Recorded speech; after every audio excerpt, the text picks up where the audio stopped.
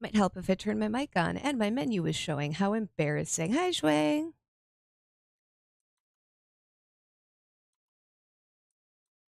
Let's see. Where is my... I closed it. There it is.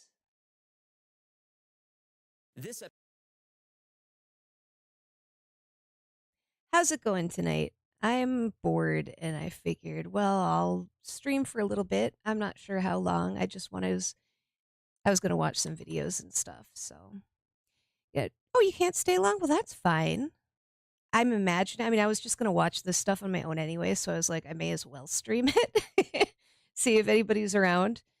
But, if I can get it to work. Come on. Episode of the Wi-Fi. Come on. This darn thing. Files is brought. It was working fine before.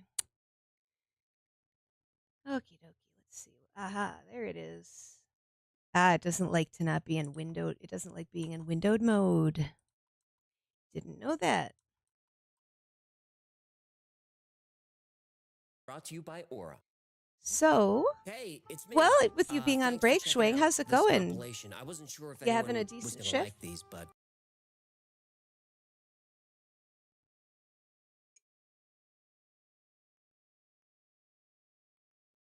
I hope so. People seem to enjoy them, so it's an okay day. Well, that's better than a bad one. because we're off for 2 more weeks. Oh yeah. Yes, Jen and I took a couple of days off. That explains. I imagine so. Did it cool down at least? Couple of. Sorry about this. Oh, nice. Hello.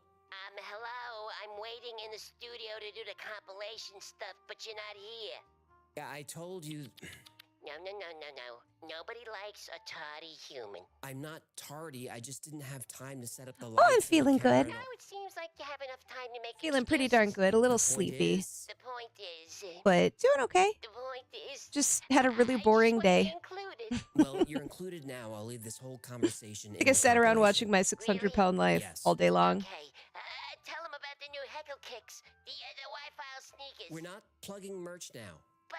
No, that's not what this is for. Fine. Okay. But the sneakers are really cool.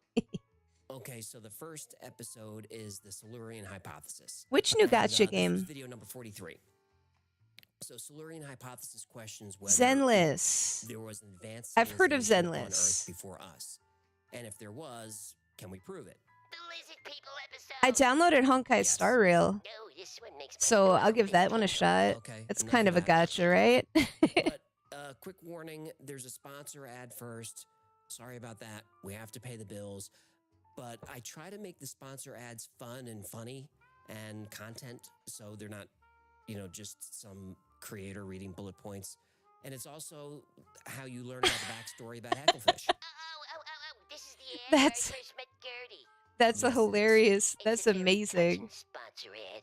Well, I don't know about that, but it does help pay the bills. Okay, the ad and the episode are only about 15 minutes, and I'll see you That guys would after confuse the heck out of me.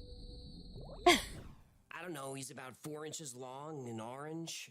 It's like when Bright people white talk teeth, about comes with a LOL, tinfoil like hat. League of Legends, but they don't capitalize it. It's the same kind of Never thing. mind, detective. I found him. Where have you been? Hello, human. I've been wanting this for days. I'm determined to the bottom. Emails. I will not rest until I find the code. I don't understand. You what gotta you're go, saying. please? Can you stop moving for Today. a second, please? Honk shoo. Gertie, down, girl. Gertie. It's short for Gertrude. I know it's short for Gertrude. Wait, are you in a camel? Her name is Gertie. I'm sorry, Gertie. I'm sorry, baby. That's hilarious. The human doesn't know what you're saying. Who's a good girl? Who's a good girl? Why are you on a camel? Gertie. Why are you on... Where are you? I'm in the Al Carrara Desert. I keep getting these emails from an Arabian emir, so I came to find him. Emir? It means prince. I know what an emir is. He told me that there's some trouble in his emirate, and he needs my help transferring money out of the country. And if I help, I get a huge percentage. Does it have lots You know of that's cute a scam, girls in right? it? Of course I That's what know always it's a draws me to scam. I gotchas. turned him down like 30 times, but he keeps emailing me, so I'm gonna go see the emir and put a stop to it myself. Sometimes you just gotta put your fin down. There is no emir. Of course there is. He signed the emails with his own name. Besides, when I got to I Qatar, absolutely my love cab driver sold me Hecklefish. a map. It's So now me and it's Gertie such a are out cringe looking for the concept, guy. but they do Look, such a you good should job just with let Aura handle Hecklefish. this. Oh, is that the name of your So camel? good. Because Gertie gets jealous. No, Aura is today's sponsor. That makes more sense. Data brokers make a lot of money selling your personal information to scammers, to robocallers. He does such a good job with his ads. I never skip them. Never mind. The point is, Aura can find out who's exposing your information and I submit think it's opt-out him, an requests internet for you. historian, Already did that. and Yeah, I know, but these scammers use all kinds of loopholes to make it almost Cat impossible to get Icarus your and information Brutal off their Moose. Those are the lists. So 4 just whose let ads Aura I'll handle never it. skip. All right. Hit me with the call to action. Well, you could try Aura for 2 weeks completely free by going to aura.com/thewifiles. Aura is the only app you'll need to protect you from all kinds of dangers online. You get a VPN, virus protection, password management, identity theft insurance, parental controls. Oh, that's good for the guppies. Yep. Oh, it sounds expensive. I just blew a fortune on Camel I Chow appreciate a and good Camel Nip. smart ad, you know? Camel nip?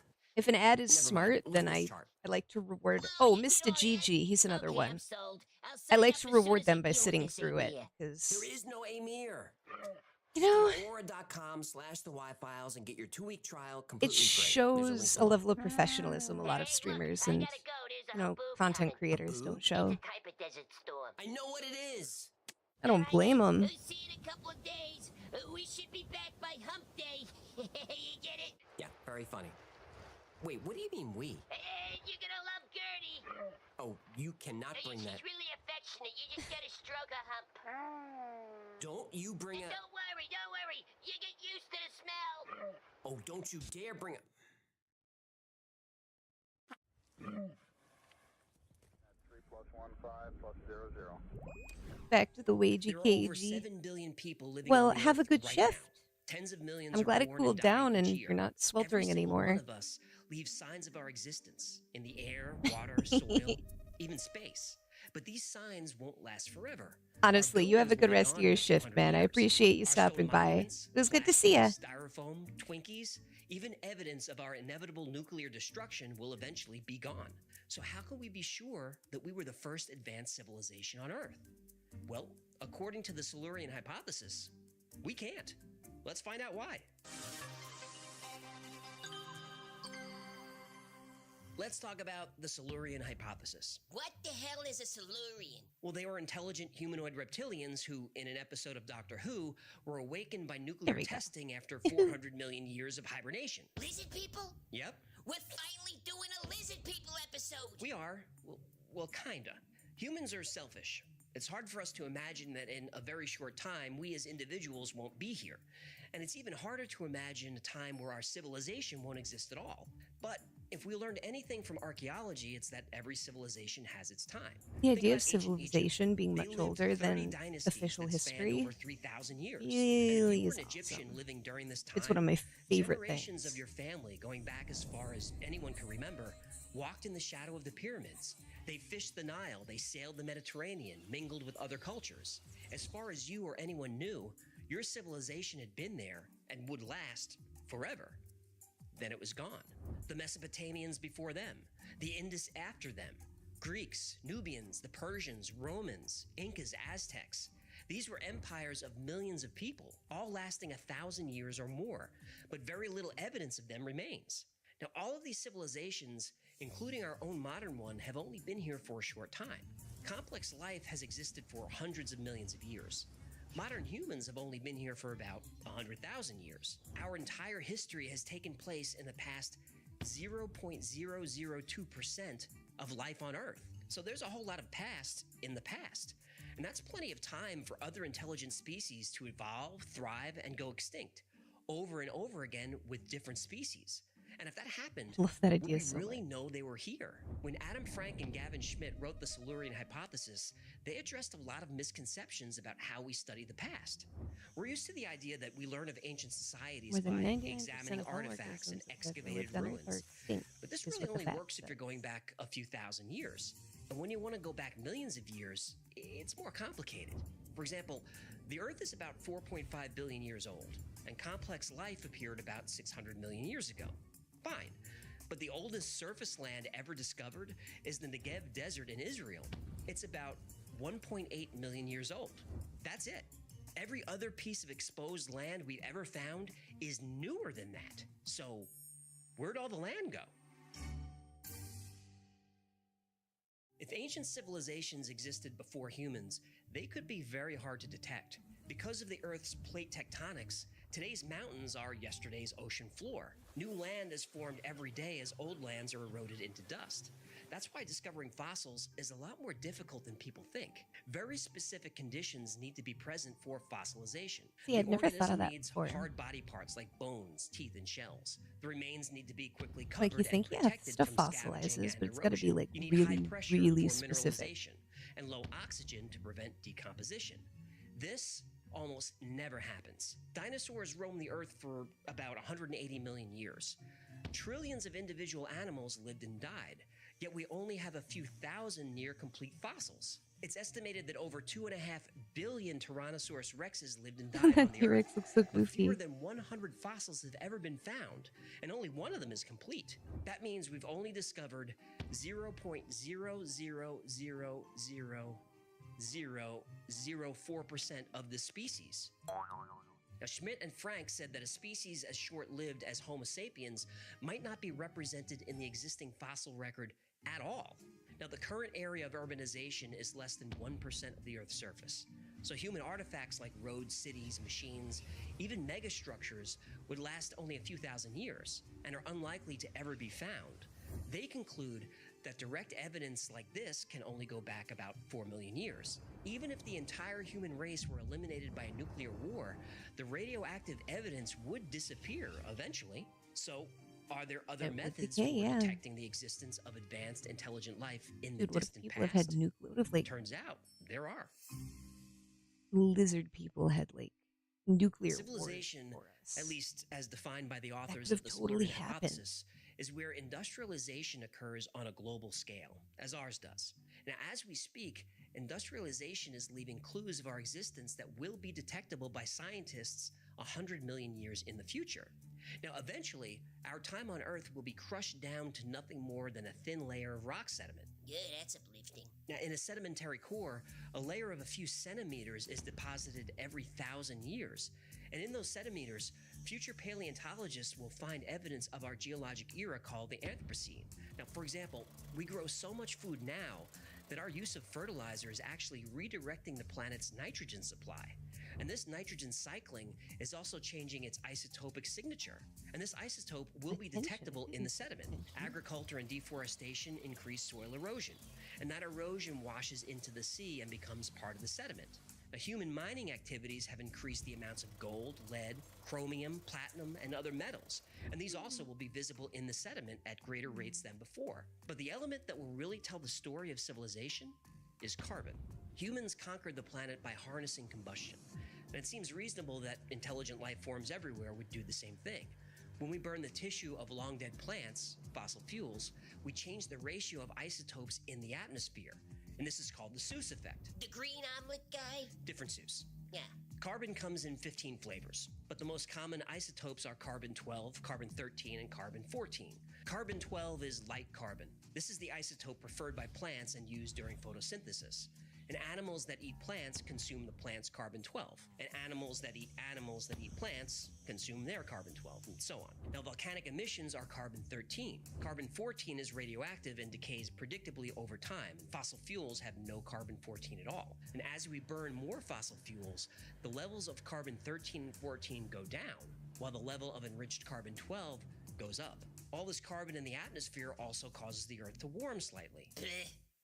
What? Global warming is a myth. It's not. Sheep.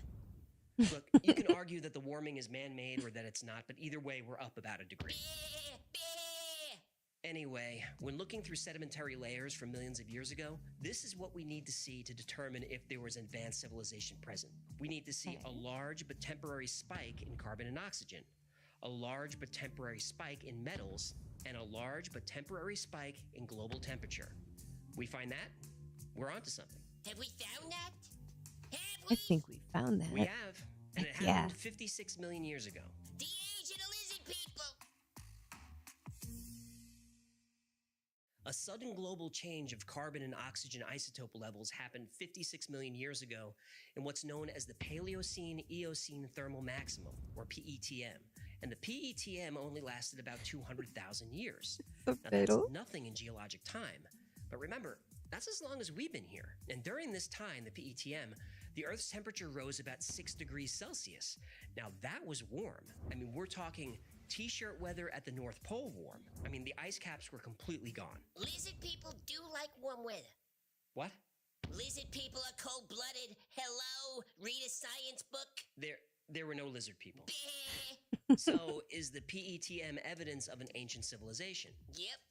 Probably not. Bleh. It took 5,000 years to reach the level of carbon in the atmosphere that we've done in only 300 years. So what caused it? Nobody knows. Aha! The best guess is the PETM was caused by a massive volcanic eruption, but nobody knows for sure. What's weird, though, is there is evidence of a lot of fossil carbon in the atmosphere. Lizard people gas stations. And a few million years later, these conditions happened again. And this event is called the Eocene Layers of Mysterious Origin. Sounds like the name of a Harry Potter book. It does. And there were other massive events in the Cretaceous period that depleted the Earth's oceans of oxygen for thousands of years. Now, to be honest, most scientists believe that we are the first civilization, but they do admit that if an advanced species only existed for as long as we have, they would be really hard to detect. Even the authors of the Silurian hypothesis admit if you're not specifically looking at the right time in history and for the right details, you'll probably miss it. But the Silurian hypothesis does give us an interesting set of tools. Tools that might not help us find ancient civilizations on our planet, but could help us find them on other planets. The Drake equation is a well-known formula for estimating the number of extraterrestrial civilizations in our galaxy. It boils down to the number of stars that have planets, the number of planets that can support life, the fraction of those planets that develop life, and the fraction of those that can develop intelligent life. Now, this number fluctuates as new discoveries are made, but still, the number of civilizations out there could be anywhere from 150,000 to 1.5 billion. Even if it's just more than one, it would be so cool. So cool. What's interesting is, now that we had the Silurian hypothesis, any planet that can develop intelligent life can maybe develop it again and again over millions or billions of years. And that was the original premise of Frankenschmidt's paper. They wondered not only about life on other planets in the galaxy, but about civilizations that may have existed right here in our solar system. At one time, Mars was much wetter and much warmer. So was Venus. One of Jupiter's moons, Europa, is covered by a saltwater ocean. And when we finally get core samples from these planets, we may realize that though civilizations don't exist there right now, the distant past could tell a very different story. Now, the authors of the Silurian hypothesis don't believe there were ancient civilizations on Earth before humans, and our civilization may be unique in the universe, but they do lay out an exciting possibility that there could be millions of civilizations out there, and now we have the tools to find them. Heck yeah, let's find it. All right, next up is episode 64, Operation High Jump, and this is the one that I think sort of launched the channel. Because before this, I had been averaging about maybe 1,500 views per video for almost 2 years. It was, if you watched my video last New Year's, it was very disappointing, very disheartening to work so hard and nobody was watching. But Operation High Jump, for some reason, got 50,000 views that first day, and I couldn't believe it. And from there, the channel just sort of steadily grew. Anyway, it's a fun episode, and I try to really put you in the cockpit of Admiral Byrd's plane as he flies into that hole into the South Pole. And I don't want to spoil too much in case you haven't seen it, but what he finds under there is pretty crazy, and it's become a bit of a legend. I love Inner Earth stuff But is it so true? much. Inner Earth is just the best. Operation High Jump commenced in August 1946. It was the largest, most heavily armed naval task force ever sent to Antarctica. Leading the mission was Admiral Richard E. Byrd, one of the most famous naval officers in history. The official purpose for the expedition was scientific research and military training. But that was just a cover story. Operation High Jump had other goals. One was to extend American sovereignty over Antarctica, something that was denied many times by the US government. Another was to locate and destroy a secret Nazi base and capture the Nazis' new secret weapon, the flying saucer.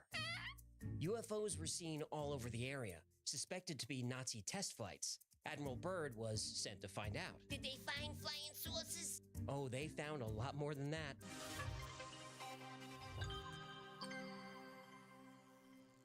In December 1938, aware that he was on the brink of war, Hitler dedicated considerable resources to searching for mysterious ancient artifacts said to have incredible power.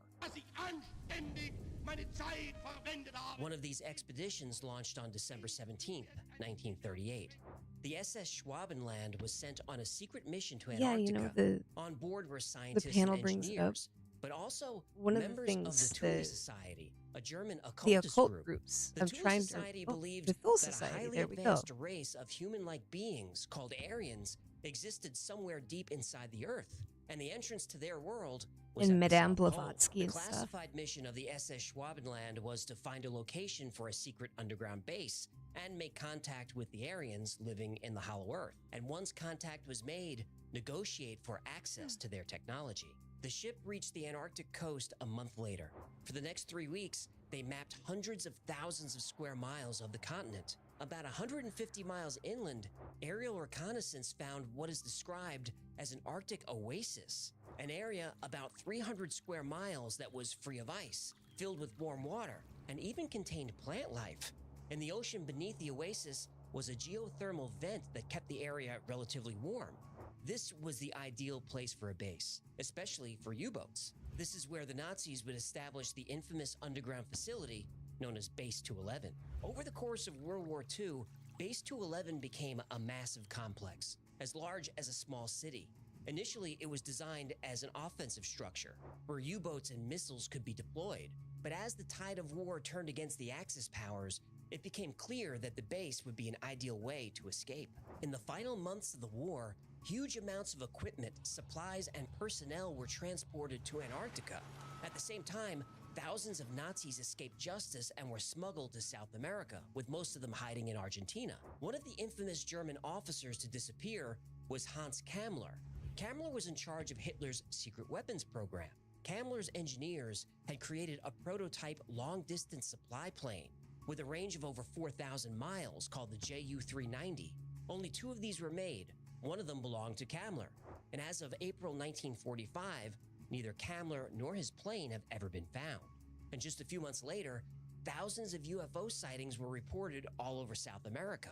The American government feared that Kammler and his scientists had escaped to Antarctica, where they were continuing their work, operating out of a secret military base hidden deep underground. But these were just rumors. There was only one way to find out. Go to Antarctica.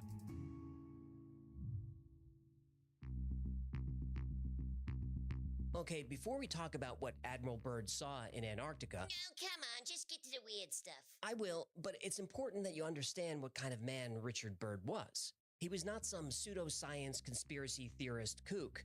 He was a legitimate badass. Here are the bullet points. Richard Byrd reached the rank of Rear Admiral by the age of 41, the youngest admiral in Navy history. Now that by itself is impressive. But how about this? He was a recipient of the Medal of Honor, the Navy Cross, the Flying Cross, and the Silver Life-Saving Medal. In all, he received 22 citations and commendations, including 9 for bravery and 2 for extraordinary heroism. He was He's a pretty to this cool day, dude. one of the most highly decorated officers in the history of the Navy. Now, his resume goes on, but I think you get the point. If Admiral Byrd says he wants to be the first man to fly over the North Pole, he does it.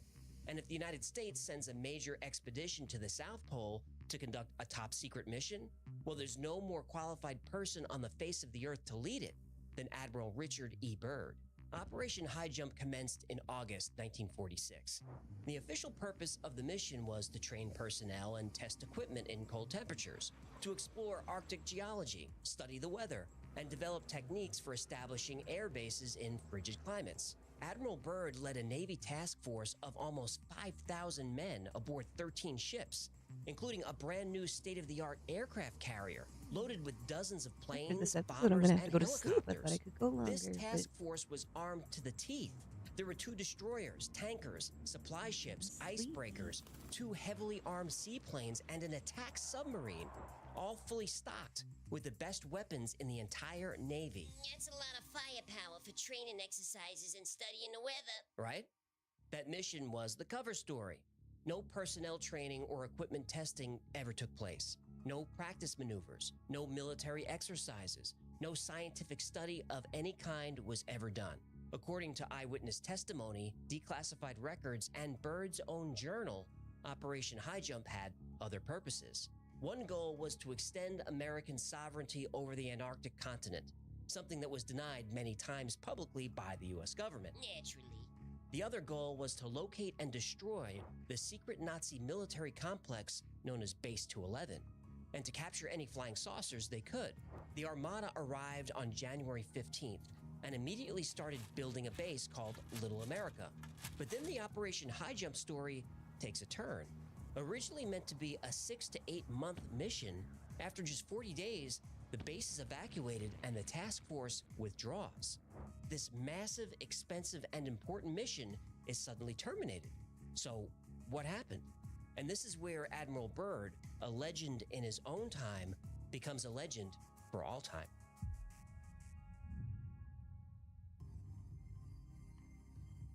The Navy task force retreated to Chile, and as soon as they made port, rumors spread about strange findings and disasters that forced the mission to be cut short. Admiral Byrd himself spoke to the media, and rather than deny the stories, he expressed deep concern about the real possibilities of devastating aerial attacks on the U.S. This doesn't sound like a guy on a scientific mission. It sure doesn't. Byrd warned that it was imperative for the United States to take immediate defensive measures against hostile forces in the Arctic and Antarctic. The Admiral went on to say that he wasn't trying to alarm anyone, Too late. but the cruel reality is that in case of a new war, the United States could be attacked by flying objects that had the ability to move from pole to pole at incredible speeds. Admiral Byrd reiterated this in a few different statements.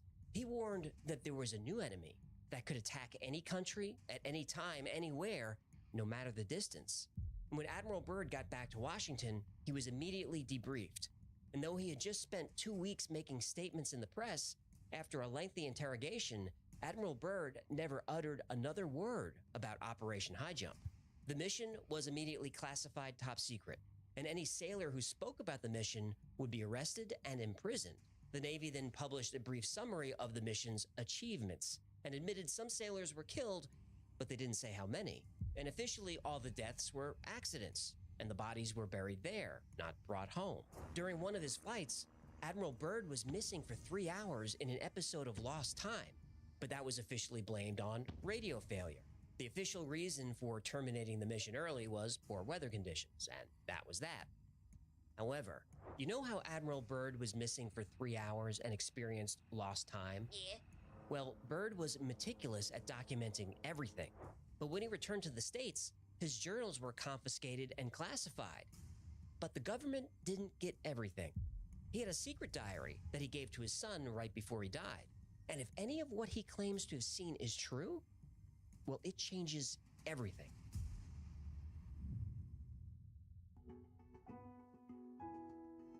According to Admiral Byrd's diary, he fuels up for a flight early in the morning. The weather is clear, and mechanically, the plane checks out. At 8:15, at an altitude of 2,300 feet, he checks in. 0815 hours. Radio check with base camp. Situation normal. At 10 after 9, he notices a color pattern in the snow. Nothing extreme, but he circles the area to get a closer look. He makes visual contact with camp and radios in his findings. Then, his instruments start to act strange. He writes that both his compasses are gyrating so much that he can't even use them. So he uses the sun to navigate and maintains a visual of camp. He reports that his controls are feeling sluggish. He's concerned about the wings icing up. There's a little ice, but no indication of a problem, so he continues flying toward what he perceives as a mountain range. 0949 hours. 29 minutes elapsed flight time from the first sighting of the mountains. It is no illusion. They are mountains and consisting of a small range that I have never seen before. He crosses the mountain range and descends toward what he describes as a green valley with a small river running through it. There should be no green valley below. Something is definitely wrong and abnormal here. We should be over ice and snow. To the port side are great forests growing on the mountain slopes. Our navigation instruments are still spinning. The gyroscope is oscillating back and forth. He drops down a bit and circles back for a closer look. He reports the green as being moss or tight grass. The light seems different here. He can see the ground easily, but he can no longer see the sun. Now, this starts to worry him because he's using the sun to navigate, but he gets distracted by something he didn't expect. On the green valley below, a large animal is grazing. It appears to be an elephant. No, it looks more like a mammoth. This is incredible, yet there it is. Decrease altitude to 1,000 feet and take binoculars to better examine the animal. It is confirmed. It is definitely a mammoth-like animal. Report this to base camp. The bird flies over green pastures that stretch for miles, and he's so amazed by what he's seeing, it takes him almost 30 minutes to realize it's not cold anymore. Frost on his forward window is gone. Same with the bits of ice that were on the wings. He removes his gloves. The window of the canopy is warm to the touch. He records an external air temperature of 74 degrees Fahrenheit. His instruments are now back online, but his radio is out. And remember, in the official report, Admiral Byrd was out of radio contact for 3 hours. So he flies for another hour over what looks to be a countryside or a pasture. On the horizon, he sees the impossible, a large, shining city. The plane shudders. Admiral Byrd grabs the controls, but they're not responding. He notices the plane feels light and buoyant. Then, on both sides of the plane, strange aircraft are rapidly closing in. They're disc-shaped and seem to be radiating light, and somehow they're running completely silent. Now, thinking this is now a really good time to head back, Admiral Byrd tries the controls again. No luck. The plane's engine suddenly cuts out, but somehow continues flying, controlled by some unseen force. The craft are right up alongside his plane now, close enough that Admiral Byrd can see markings. In that instant, his wonder turns to terror. The markings are swastikas.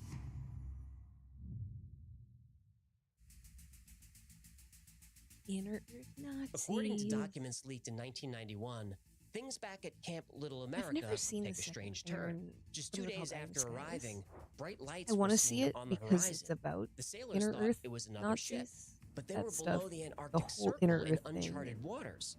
The lights then ascended at a 45-degree angle into the sky very quickly. They tried to make radar contact, but were The out of aliens range. that the 3 Nazis were hours supposedly later, in 5 contact more with, lights appeared in and the sky and began Madame flying Blavatsky directly and the toward Thule the ships. Society, and Anti-aircraft all guns of that and tying together is 20mm so cannons crazy. were fired but had no effect. A radio operator stationed on the USS Brownson gave testimony of how strange craft suddenly appeared from the ocean. And this is corroborated by Lieutenant John Sayerson, who said objects shot vertically out of the water at tremendous speeds. One object flew between the masts of his ship with such force that the radio antenna oscillated back and forth from the turbulence. An aircraft from the USS Currituck took to the sky but was immediately struck by a beam of energy and destroyed. About 10 miles away, the torpedo boat USS Maddox burst into flames and began to sink. According to the report, this was the first attack of several that would occur over the next few weeks. February 26 would be the last engagement with the unknown craft. The Navy task force ordered retreat and left the area, a full 6 months before their mission was supposed to end. Although Lieutenant Sayerson couldn't identify the lights, he wondered if they were what he called German wonder weapons, being operated by survivors of the recently defeated Third Reich, operating out of a secret base under Antarctica. His testimony has fueled speculation that still exists, and to this day, investigators are trying to determine what really happened during Operation High Jump.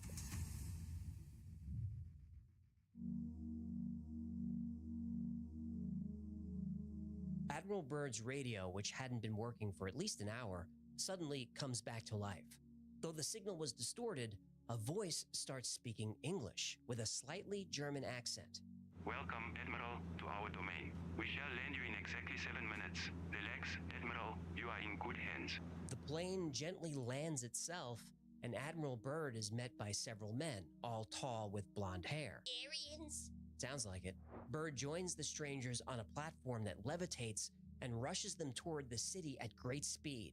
He's directed to an elevator that takes him quickly and silently deep underground. He is to have an audience with the Master. Admiral Byrd is led into another room where an older man is seated at a long table. Admiral Byrd is asked to sit down. The Master says his people are called the Ariani, and they've been observing humans for a long time, but only now are they choosing to interfere. The Master says that Admiral Byrd's race is too immature for atomic energy and are at risk of destroying themselves. The Master says every time they try to make contact, their ships are fired upon and pursued by fighter planes. So instead, they chose Admiral Byrd to carry this message. Because he's a famous and well-respected figure, the Master hopes that the world will believe him. After the meeting, the Admiral is escorted back to his plane. And after flying for a few minutes, a voice comes through the radio that control of the aircraft is now his. A voice says, "Auf Wiedersehen," and disconnects. Definitely Aryans. When Admiral Byrd arrives at the Pentagon in March 1947, he is debriefed and interrogated for hours. He relays the message from the Master and advises the President. He's ordered to remain silent about the operation, and indeed, Admiral Richard E. Byrd never spoke a word about this mission again. The final entry in his diary is a number of years later. Admiral Byrd feels what he calls the long night coming, but doesn't want this knowledge to die with him. Just as the long night of the Arctic ends, the brilliant sunshine of truth shall come again. And those who are of darkness shall fall in its light, for I have seen that land beyond the pole, that center of the great unknown. Hey, Dad. Admiral Richard E. Byrd, United You think States anything that Navy, involved Nazis and 24th of aliens December, 1956. had to be meth-induced And Admiral Byrd hallucinations? passed away 3 months later. I mean, it's This totally secret diary possible. was found They by were his up to son, some Richard Byrd weird Jr., stuff. They and were subsequently released, as was his father's probably, wish. I mean, we And know, 18 like you months said, after that they were the Antarctic they were Treaty was drugged, signed, but forbidding anyone from going to Antarctica without special permission. that had from to one have of something 12 to do with signatory it. governments. And even with special Like, permission, I don't think the you may Nazis were only go in a actually few in small contact designated with areas. aliens through Madame Antarctica is Blavatsky and the bigger than Thule Europe, Society and bigger all than that Australia, stuff. bigger than the entire United But States. boy, Yet they all that probably land is thought they off were. limits. Why? Was there a secret Nazi base? Is there a civilization living underground? The UFOs described by the sailors in 1947 behave an awful lot like UFOs we're seeing right now. Since we can't go to their world, they could be trying to come to us, with the same warning they gave Admiral Byrd. So maybe instead of trying to destroy these craft and destroy each other, we might want to listen to what they have to say. And who knows? The entire fate of the world may depend on it.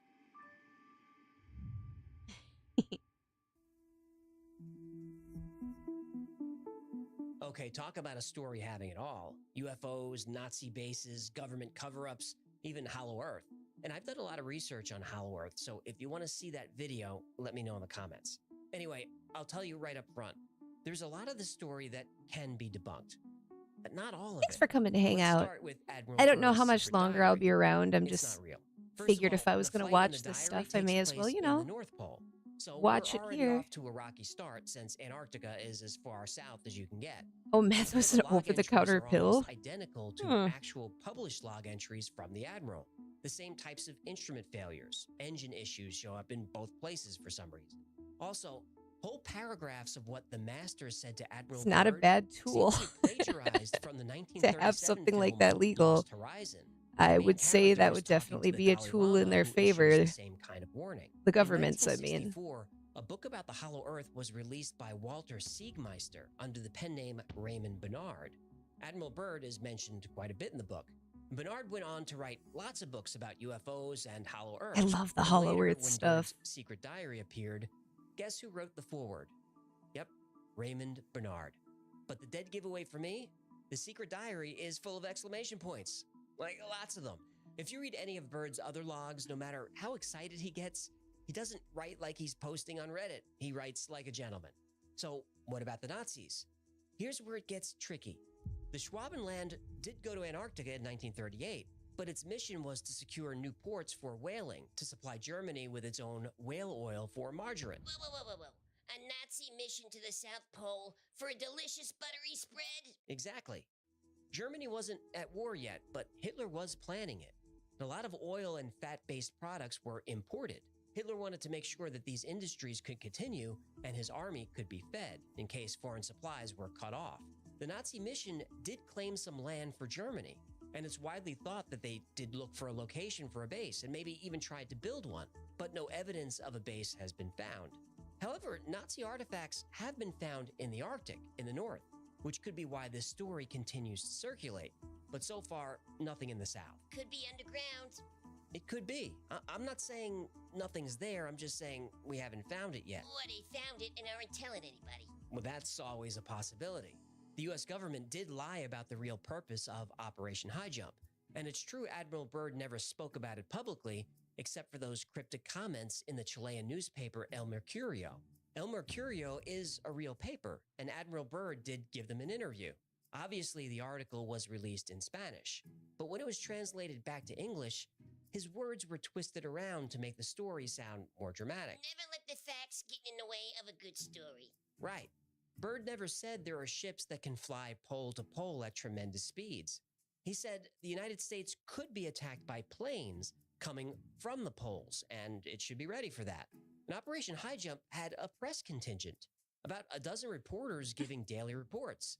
There really wasn't much going on, so rather than send back a 3-word story, lots of ice, the reporters added their own flair. For example, Byrd did find a small lake that had uniquely warm temperatures with algae growing in it, but it was reported as a land of blue and green lakes and brown hills in an otherwise limitless expanse of ice. And the UFO attack? Right. In 1991, after the collapse of the Soviet Union, millions of secret documents were released. And one of those, written in 1947, was a description of Operation High Jump. And in 2006, a Russian documentary was released based on that secret intelligence report. The Soviets did believe that Operation High Jump was a mission to find and destroy a Nazi base. And look, with all that firepower, I don't think that's a stretch. The reports of the battle with UFOs comes from the Soviet documents. But it's iffy on the facts, and they got some of the names of the ships wrong. But they did get some right. And the US military has a history of changing a ship's name and rewriting the ship's story if it serves Navy policy. Propaganda. Always. The Soviet report said that UFOs weren't trying to destroy the American ships, which they easily could have done. They just wanted the ships to turn back. The mission was cut way short. The official reason for that is weather. But that's a lot of resources wasted because of weather. Were there really UFOs protecting something down there? Or is this disinformation deliberately leaked to the Soviets by US intelligence? I don't know.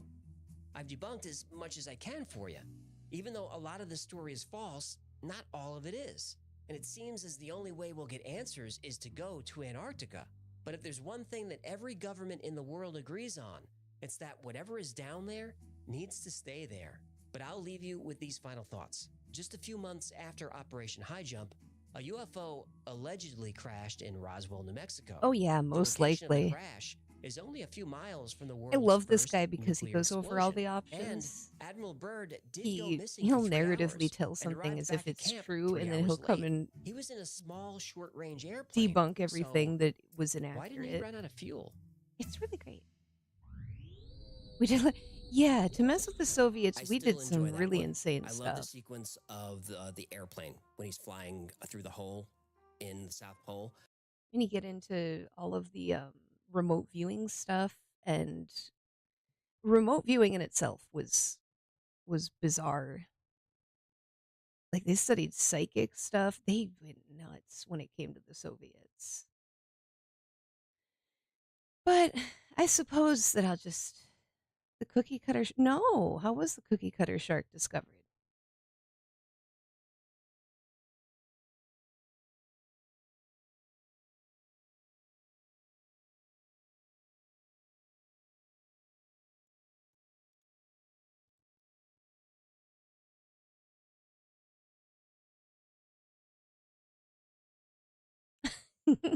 Okay, context.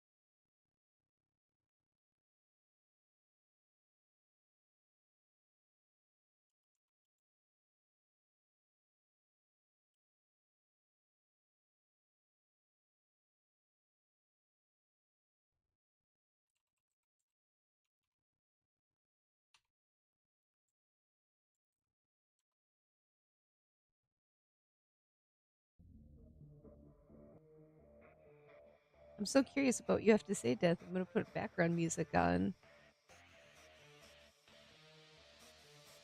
The cookie cutter shark is a very small species of shark that feeds on much larger prey like whales and uses to grab spin, and cut circular holes in the prey. Ooh. Ouch. That's a terrifying idea. To me, that's scarier than like a great white or something like that, getting torn apart, getting chomped into. The idea of something like that just sticking onto you and burrowing into you is creepy.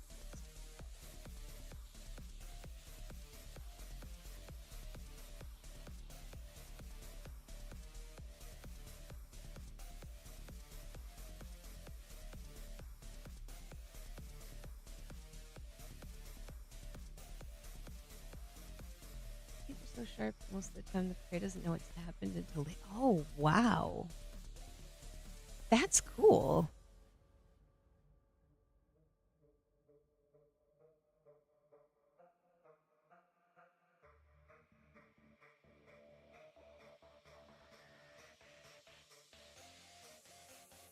Oh, they look weird.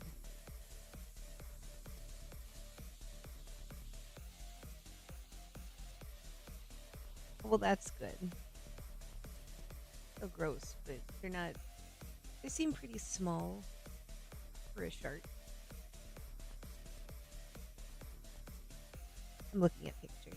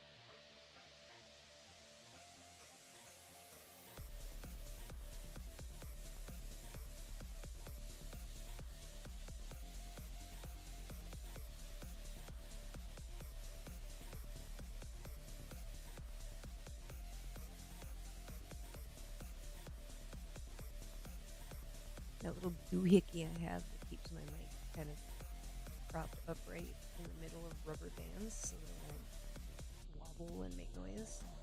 One of the bands is like break today, so I'm gonna have to get a new one.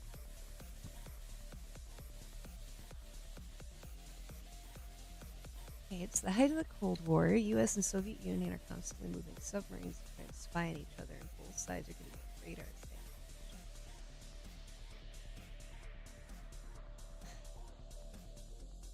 Sounds about right.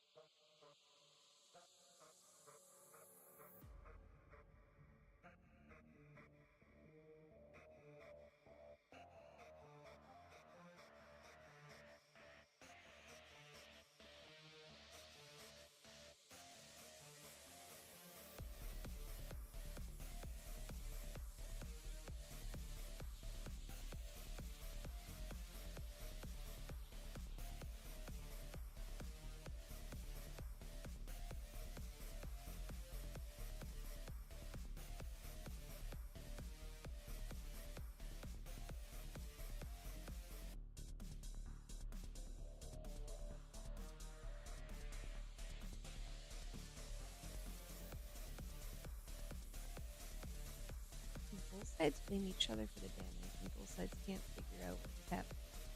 Oh yeah, and then things escalated very fast. That makes a lot of sense.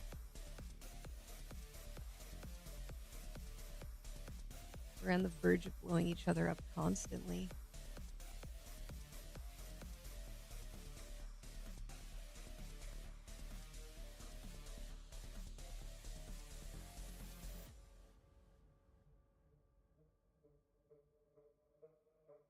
Oh.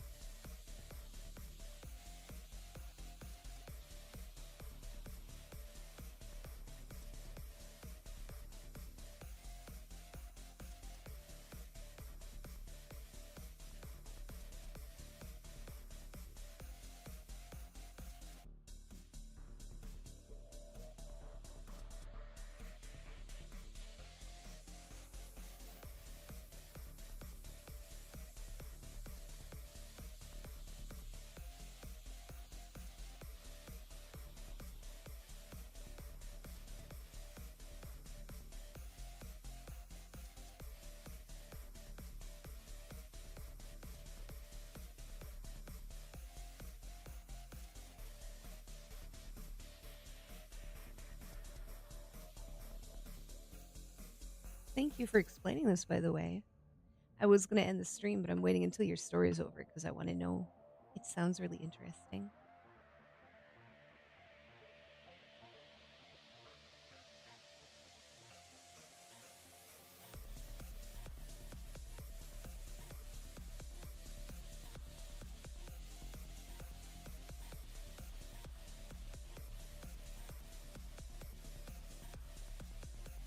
Yeah, both sides demanding the other to stop using this radar destroying weapon of the youth. And it was a cookie cutter sharks eating it. That's hilarious.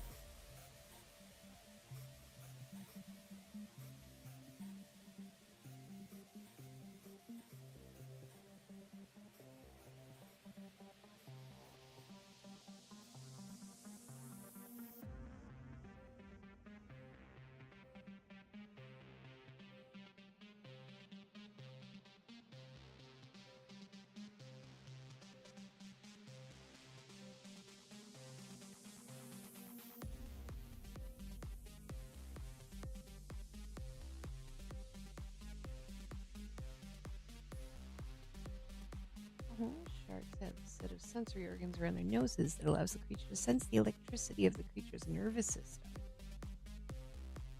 So they were sensing the electricity moving through the wires as like a living creature.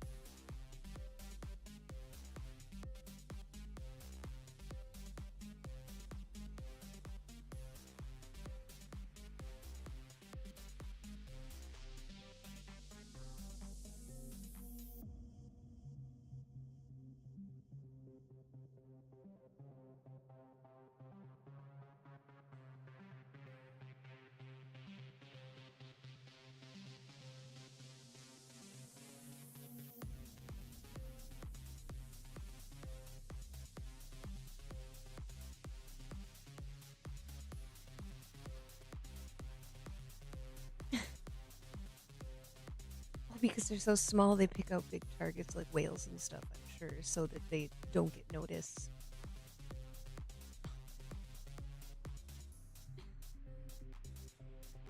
So we almost went to war because of cute little sharks poking around in the wires, very confused and wondering why they're not getting nothing from this.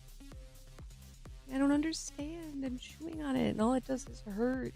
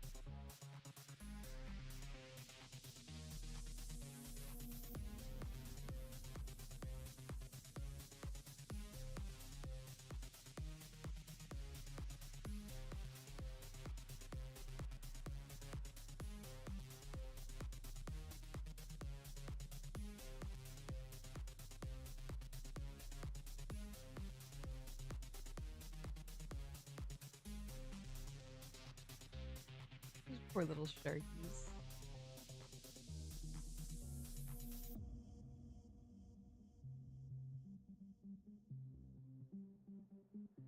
Really? Hammerheads and deep sea goblin sharks. I guess I never thought about underwater cables before. That kind of makes sense. They must have to. I wonder how often they have to do repairs because of that kind of stuff. I guess you don't think about that.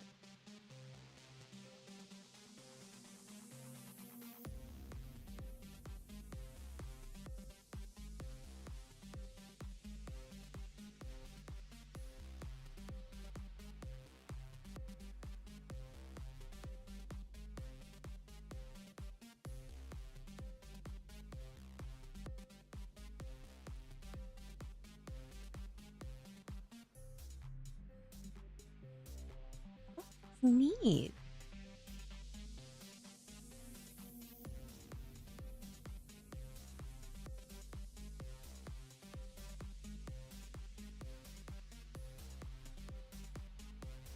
Thank you for the information, Deb. That's all really cool.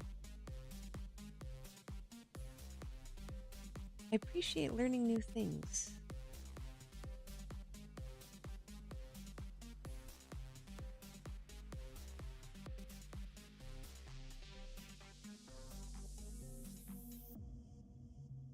I am fading fast over here, though, so no more Wi-Files tonight. I think it's time to go to bed. Dude, thanks for coming to hang out, though. I know it was just watching some stuff and occasionally going on about something.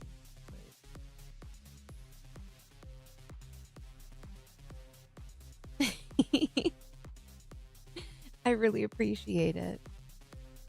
Oh, I was just so bored. It was like, I may as well watch it online because I'm going to be watching it anyway. But I can't really stream while I'm going to sleep. So, which is where I'm headed next. He couldn't sleep. Yeah, I'm expecting to wake up at like 2 a.m. or something. That's just how it always goes. So, if I can manage to get a little bit of sleep, I will take it. I'm sorry you couldn't sleep. That sucks. That sucks really hard. I totally get what that's like.